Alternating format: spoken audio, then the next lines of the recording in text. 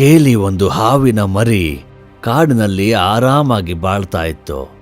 ನಿಮ್ಮಿಬ್ಬರ ರೀತಿನೇ ಅದು ಕೂಡ ತುಂಬಾ ತರಳೆಯಾಗಿತ್ತು. ಅವನು ಅವ್ರ ತಂದೆ ಜೊತೆ ಬಾಳ್ತಾ ಇದ್ದ.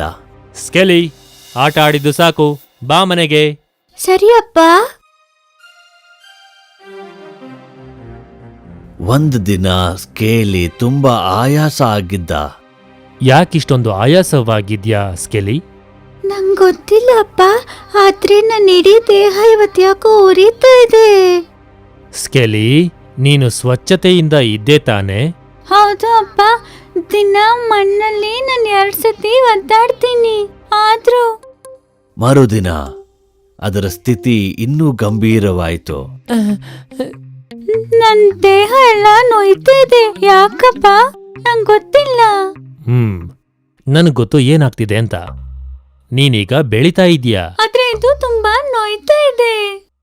ಮತ್ತು ಒಂದು ದಿನ ವಿಚಿತ್ರವಾಗಿ ಏನೋ ಆಯಿತು.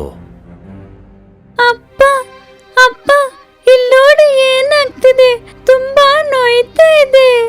ಏನು? ನೋಡು ಇಲ್ಲಿ. ಓ, ಅದಾ? ಅಪ್ಪ, ನಿಂಗ್ಯಾಕೆ ಯೋಚನೆ ಇಲ್ಲ? ನಂಗೆ ನೋವಾಗ್ತಿದೆ. ನನಗ್ ಗೊತ್ತು. ಆ ಕಲ್ಲನ್ನು ನೋಡು. ಹೋಗಿ ನಿನ್ನ ಕತ್ತನ್ನ ಅಲ್ಲಿ ಉಜ್ಜು, ಗೊತ್ತಾಯ್ತಾ? ಏನು? ನಾನು ಹೇಳ್ದಾಗ ಮಾಡು. ಆದ್ರೆ ಅಪ್ಪ, ನೀನ್ ಯಾಕೆ ನಂಗೆ ಇನ್ನೂ ನೋವಾಗದನೆ ಮಾಡಕ್ ಹೇಳ್ತಿದ್ಯಾ? ಸ್ಕೆಲಿ, ಹೋಗಿ ನಾನು ಹೇಳ್ದಾಗಿ ಮಾಡು ಅಷ್ಟೇ. ಈಗ್ಲೇ.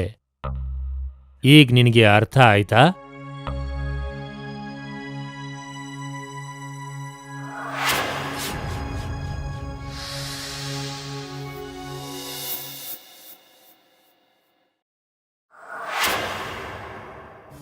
ಅಪ್ಪ, ಈ ಜಾದನ್ ನೋಡು, ನಾನೀಗ ಹೊಸ ಹಾವಾಗಿದ್ದೀನಿ.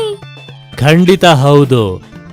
ನಾವು ಎಲ್ಲ ಹಾವುಗಳು ಬೆಳವಣಿಗೆಯ ಇದೊಂದು ಸಾಧಾರಣ ಅಷ್ಟೇ. ನಮ್ಮ ಸ್ಕಿನ್ ಅನ್ನು ನಾವು ಇದರಿಂದ ತೆಗೆದ್ವಿ. ಸ್ವಲ್ಪ ನೋವಾಗಬಹುದು. ಜರ್ಮ್ಸ್ ಎಲ್ಲ ಆ ಚರ್ಮದಲ್ಲೇ ಉಳಿದು ಬಿಡುತ್ತೆ. ಈಗ ನೀನು ಹೊಸ ಹಾವಾಗಿದೀಯಾ. ನೋಡು ಹೇಗ್ ಹೊಳಿತಾ ಇದೀಯಾ. ಹೌದು ಅಪ್ಪ, ನಂಗೆ ಈಗ ಅರ್ಥ ಆಯ್ತು. ಈಗ್ಲೇ ಹೋಗಿ ನನ್ನ ಸ್ನೇಹಿತರಿಗೆಲ್ಲ ನಾನು ಹೊಸ ಚರ್ಮ ತೋರಿಸ್ತೀನಿ.